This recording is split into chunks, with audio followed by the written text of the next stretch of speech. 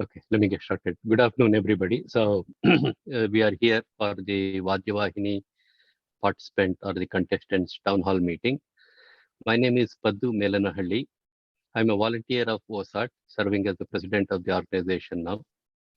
So I will take about a few minutes just to talk about who are we, what we do, and then how we are doing some of the OSAT work, and the number of projects completed, and a little bit of an information about where we stand with respect to our mission. So probably most of you aware of the OSAT, which is also called One School at a Time. And One School at a Time is a 501c3. In India also, we have 12A non-profit organization permits.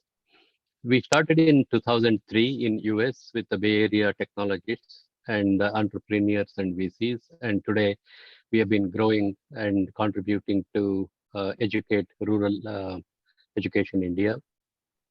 And this organization is having highly committed and active volunteer team because it is a 100% volunteer driven organization. What we do is mainly we rebuild the school infrastructure in rural India.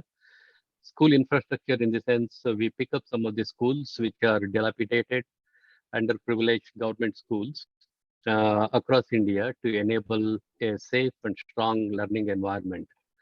In the sense, if the classroom is very weak and fall down, no roof, and the kids are studying under the tree, and there are no good toilet facilities for the boys and the girls, and those kind of schools that we pick up where there is a very good student strength and the teacher strength is good, and the entire village is very positive, and then looking forward for any help to revamp the education for their kids.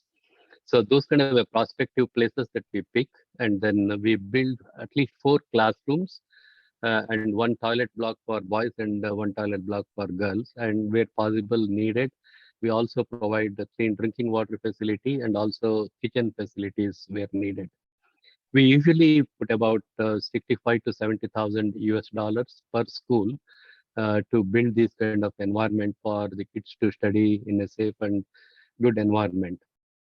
We raise these funds due many different ways, and one of the ways is your contribution towards some of these competition that we drive. So we usually do the Natya Raga, which is a music and dance competition, and VaadyaVaahini, which is an instrument music competition. And we also raise some funds through the annual fundraising events and other the uh, possible venues from the fundraising point of view. So maybe a raga event where we have the music concerts, and some of the students come forward as the high school students and they raise funds for us. And we also participate in ICC Sevathon and these kind of avenues where we spread our OSAT mission and vision, which some of them may be the outreach programs. Some of them are very focused on the fundraising. And so far, we have completed 76 school infrastructure work. Some of them probably fully completed. Some of them are on its way to complete, but we are marking 76th groundbreaking ceremony last month. So we are having a mission of getting 100 by 2025, 100 school projects completion by 100 2025. So in that respect, I think each and everyone's contribution is super important. Whatever the participation or the contestant registration fee that you are paying will go towards that kind of a cause. And from on behalf of everybody and bottom of my heart, I want to thank each one of you for the participation and supporting the OSAT. So today we are here for the town hall meeting, especially for the VaadyaVaahini. You may have a lot more questions in your mind, and this is a place that you can bring all your questions. And we do have our core team members on the call. One is Mangala Kumar and also Archana. So both of them are heavily involved in VaadyaVaahini. Mangala is our pillar in many of the competition that we run Natya Raga, VaadyaVaahini, and all the other things. And she is also serving as the vice president of the organization. So we will go over some of the material that we want to cover, and then we will open up for the question and answer.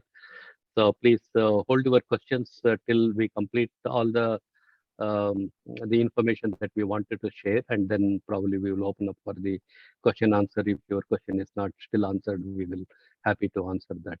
With that, so Mangala, please take it forward. Thank you, Paddu.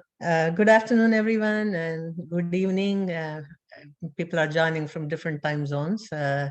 My name is Mangala. I've been a OSAT volunteer since even before OSAT started, actually. So I'm one of the long-time volunteers with OSAT.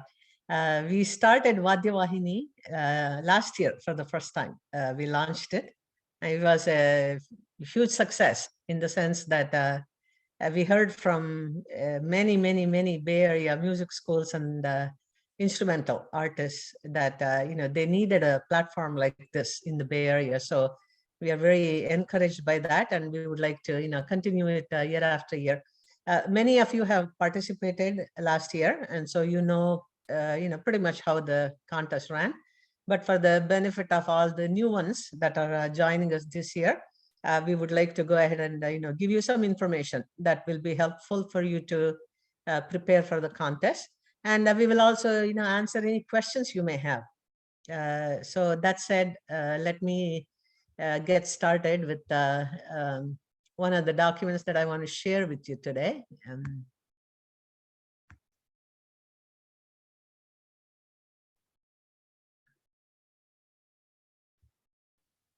Okay, are you able to see? Everybody can see? Okay, so first of all, we originally had the deadline of September 15th for the contest. And as registration started rolling in, many people requested for us to extend the deadline to September 30th because, for the last couple of years, people have been homebound pretty much because of the pandemic and not having vaccinations for the children and all that. So everybody's holiday plans and travel plans had come to pretty much a standstill. But this year, for the last many months since things have opened, it's also summertime. People have taken time to go visit friends and family and places and stuff.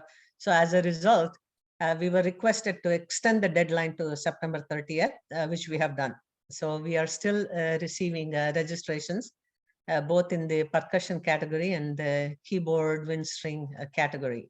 So one of the questions and one of the things everybody wants to know, obviously, is, when am I going to know on which day I'm going to perform? The reason we announced 4 days of the contest is just like last year, we want to have separate categories. For example, even in percussion, the tabla groups are going to be separate from the mridangam groups. As much as possible, if we have enough number of registrations, we will conduct them as 2 separate groups. And even within a category, like for example, mridangam, we are going to have a junior group and a senior group. Ideally, we will not combine any of those groups if we have enough registrations. The only time we will combine them is if we have insufficient registration to run a contest, in which case we may combine mridangam junior and senior, for example. So those are the things we will know. We will have a much better idea. We have a pretty good idea right now. It's a matter of do we need to do an afternoon session and a morning session the same day, or do we just do the morning session? So that is the thing we are working out behind the scenes. So by October 3rd, you are going to get information from us on which category, which group you're going to be in. And then we will also communicate what is your time slot and your order of performance. So those are all the things that you're going to learn, by about October 3rd is what we are hoping to do. So that said, we also had a lot of requests from judges and a lot of contestants. I cannot make it on October 8th. I would rather do it on the 15th and so on. So we have tried to take into consideration all the constraints that people had identified to us. So, that is the other thing that we are trying to manage, because this contest is important to us, and it's important for you, all of you working behind the scenes, parents and children and everybody that's a part of the thing. We are extremely happy with the support you are giving us, and we would like to be we would like to accommodate as many of you as possible without turning anybody away. So it is a juggling act that's going on behind the scenes, but rest assured that you will have all the details by October 3rd. You're going to get all that information. And in the meantime, here is what we would like to suggest. As a percussion play artist, you may be using a Lahara, Shruti box or a Lahara box, or you may be using some background music like a harmonium type of a thing, so that you can play your tabla. So what happens is you don't want to wait till the last minute to bring all the accompaniments and your whole setup and test it out on Zoom.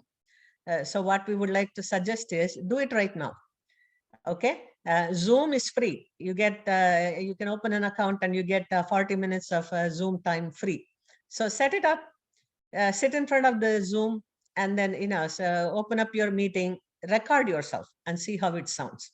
And this is the time to make any adjustments. Where if Shruti is too loud or your Lara is not audible, anything that you want to test, this is the time. So this is what we would like to encourage for you. Even for the instrumental artist, it's the same thing. Let's say you're a violin player and you have a mridangam accompaniment. You want to test the two of you together if it's a live accompaniment.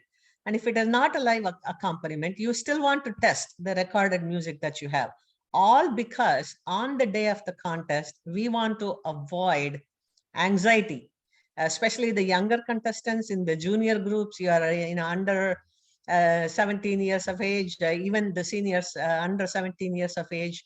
What happens is you will be very excited about the contest and you may be very nervous, and we don't want to exacerbate all the emotional reactions when we ask you to start performing and then we run into sound issues or any kind of technical issues. Zoom, of course, we don't have control over technical issues, but what we can control, we should control.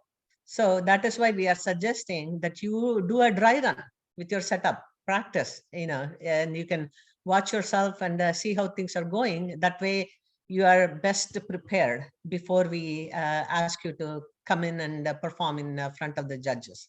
Okay, so you may want to note down your setup in terms of where were you sitting, how far was your Shruti box from you, or how far was your accompanying artist sitting from you, just so you have a clear idea that on the day of the contest you can use the same positions and make a note of the setup that you have so that you can repeat it on the day of the contest.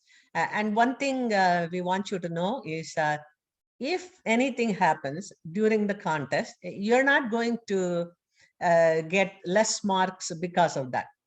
We will ignore any technical issues that happen. Sometimes the judges may even ask you to restart, right from the beginning, because as I mentioned, we are using technology, we are dependent on technology, and sometimes things happen beyond our control. If that happens, don't worry about it. You have done your preparation, we have done our preparation. If something needs to be restarted, if the judges cannot hear you properly, they will let you know, so you will have a chance to restart. So please don't worry about those things. Okay, and next thing I want to let you know is on the Zoom, judges will be on the Zoom, all the OSAD personnel, we will be on the Zoom, and the contestants will be on the Zoom.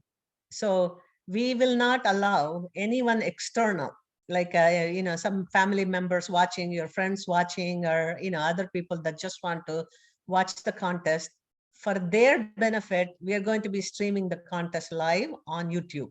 So we will announce that YouTube link that you can forward to your friends and family to watch. But on the day of the contest, it'll be just the contestant. And for younger contestants, obviously, mother or father, whoever is helping. And we also suggest that you don't have multiple sessions in your living room or different rooms of the house, because it could be a bandwidth issue. Your child may be playing in the living room and you may be on another computer in a different room or whatever. Try to avoid any such bandwidth issues if possible. Just use one session and you watch. That is our recommendation.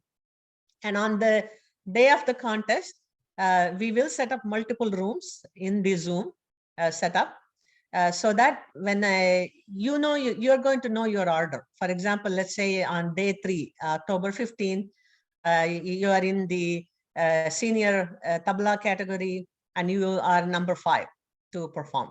So a few minutes before that is when we will allow you to actually come on the Zoom. So you are going to get a timetable with your order of performance. So if the contest starts at 3 o'clock, let's say you are on at 3:30 or 3:40, we will put that order down for you when we send you the schedule. So there's no need for you to come in and 3 o'clock. We probably won't even let you in at 3 o'clock. We will only allow you a few minutes before your actual performance start. The reason we are going through all this is because, again, we want to avoid anxiety and any misinformation and any kind of a commotion and confusion on the day of the contest. So let's all just follow that, and let's just understand what needs to happen on Zoom, and let's just prepare for it. Okay. So when you are waiting in the waiting room, the other contestant may be performing. And when that performance is done, we will invite you when it is your turn. So that is how things work. And that is how the setup is going to go. And as I said, we are going to do everything we can to let you know the order of performance and also the approximate time that you are going to be coming on Zoom. Okay. All right. So I want to just recap the judging criteria for both the percussion category and the string wind keyboard category. Okay. This is something we had also published in our FAQ. So basically, the judges are going to be looking for these criteria. Just quickly going over that. In the percussion category, tuning and tone. So they'll look at that instrument that you have, whether it's the tabla or mridangam, have you tuned it properly? Is it sounding properly? If you're going to play dha, din, din, dha, it better sound like dha, din, dha, right? So they want to test that, and they want to make sure that your tuning and the tone of your instrument is correct. And then the rhythmic accuracy, obviously. If you're going to present a tintal, it has to be tintal. If it is a japtal, it has to be japtal. So they will be looking for the rhythmic accuracy and artistry. Obviously, depending on your age and expertise level, they will look for artistry. So again, we don't want you to confuse the issue, and we don't want you to worry about this. Let's say, for example, you are an 8-year-old and you have 1 year of experience playing tabla. Don't worry about it. Just perform what you know. Just perform what you have been taught, because the judges are all very, very experienced. So they know the capacity of an 8-year-old versus a 10-year-old versus a 12-year-old. So as an 8-year-old, if you present what you know perfectly without making any mistakes, it doesn't have to be fancy. Who knows? You may have done much better than somebody who tried to do some tricks and didn't perform very well. So please don't worry about that. And most importantly, the idea behind the contest is, children here helping children back in India. So you think of it that way and you participate in the spirit of the contest. Winning and losing is a secondary, but think of it as you are helping someone who very badly needs an education in India. That is the whole goal. That is the whole purpose of us doing this contest. So please keep that in mind. And in the string wind keyboard category, it is the same 3 judging criteria: the tuning and tone. Yeah, obviously they will look at when you're playing the violin or the veena or the sitar, it needs to be perfectly tuned. And they will also look for, especially if you are in a senior category, let's say, for example, you are playing and suddenly one of the notes goes bad or whatever, they will expect you to tune it, correct the tuning, and then start playing again. So Things happen. Like I said, don't worry. You are not going to lose any marks and the points for that. The judges will recognize that, and you may get extra points if you know that you went out of tune and you corrected it yourself. Rhythmic accuracy again is an important criteria there, because you will be playing with an accompaniment. You may be playing with an accompaniment. A lot of times people choose to play with a tabla or a mridangam, and a lot of times they don't choose to play with a beat, but either one is okay. Accompaniment is not a mandatory criteria for the string wind keyboard category. So if you use accompaniment, test it out, play with that person before you come on the stage. And if you're not using an accompaniment, that is still fine, but you are expected to still keep the rhythm in your head. And that is something that you would have been taught, and that is something the judges would expect also when you play, because it's not a freestyle, anything goes, especially when it comes to classical pieces. Okay. And artistry, again, depending on your age and depending on your expertise level, you are free to express whatever artistry with your instrument and with your playing ability. So keep in mind, the judges will look for this, and so that is how the scoring is going to go. Are there any questions on what I just presented this far?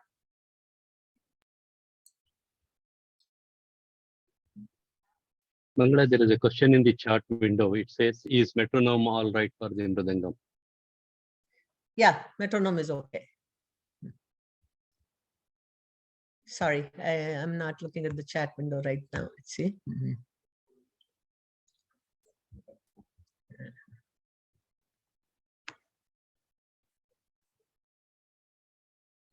Yeah, metronome is okay.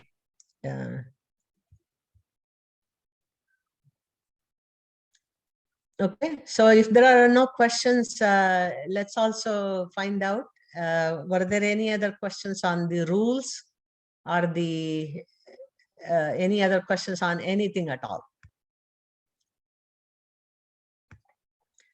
Because I think the criteria was very clear in terms of the age and in terms of the time you're allowed to perform. If you're going to do, everybody has 8 minutes. So that is the other thing I wanted to mention. If you have chosen a piece and you're able to finish it in 5 minutes, there is absolutely no penalty. So don't try to extend it to 8 minutes if you don't have to. That is not necessary. You're not going to get penalized on that. On the other hand, if you chose a piece that exceeds 8 minutes, you are allowed to exceed by about 45 seconds, only because we don't want you to end the music in a very abrupt way. But if you exceed beyond that, if you go into 9 minutes or 10 minutes, there will be a penalty. So that is the other rule that you have to keep in mind. I think the FAQ, there was only one other question I got from what I had published, and I don't think anybody here is concerned with that. The question was, this young lady wanted to play the kanjira. In our registration form, we have given you a choice of either mridangam or tabla. We did not give you a choice of other percussion instruments. That's only because, there's things like kanjira and ghatam and dhol and dholak, they're not very common.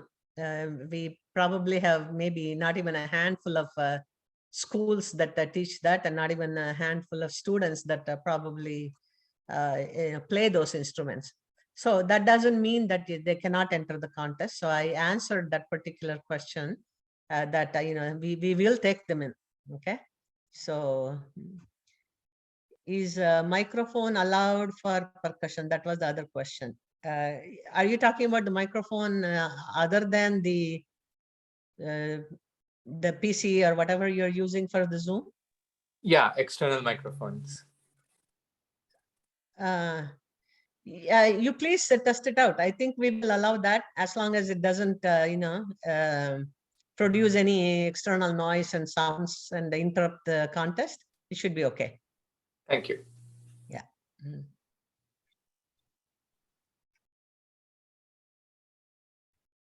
Okay, so the other question is, how do you normalize the scores between, sorry, 1 second.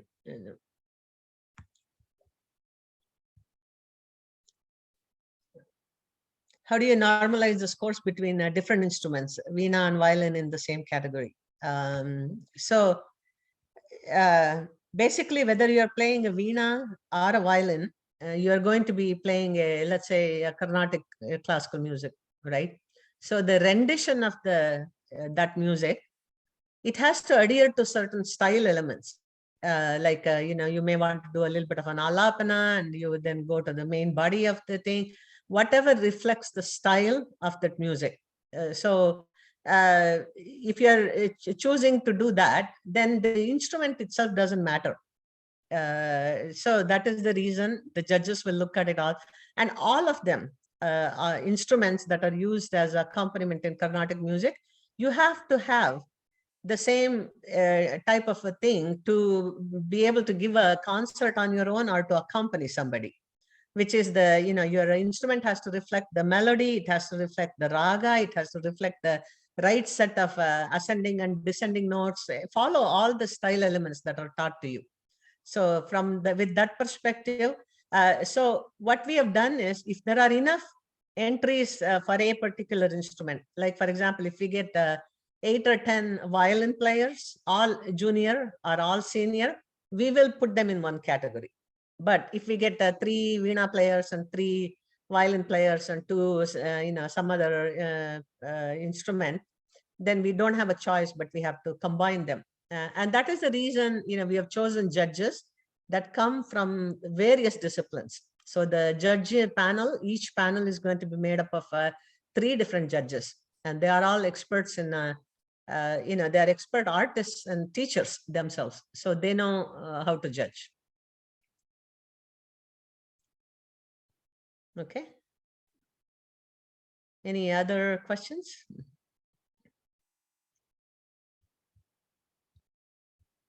Okay, so if there are no other questions, we welcome you to send us an email if you cannot think of something right now, but something pops up before we begin the contest, or even after we send you the information about your order and the date and everything. If you have any questions, please feel free to give us a call. We will try to respond to you within 24 hours. And we will try to resolve any issues you may have to the best of our knowledge.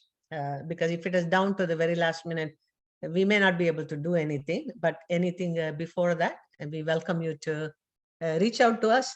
And also, please, there are a few more days left. So spread the word to anybody else who may be interested in the contest, your children's schoolmates, anybody else within your family that may want to participate, because at the end of the day, all the money we raise is going to help children in rural India get an education. So with that goal, we welcome you to spread the word. And you can also volunteer with us anytime you want.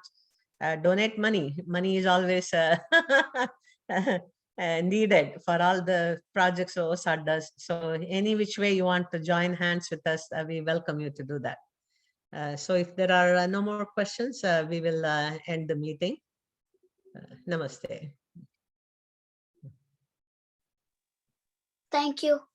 You're very welcome. Good luck to all of you. So we will see you. Thank you. Yeah. Bye-bye. Namaste.